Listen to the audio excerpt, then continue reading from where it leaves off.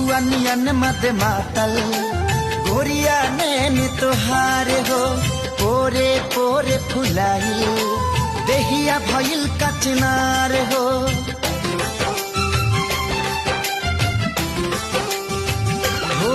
हो महुआ नियन मद मातल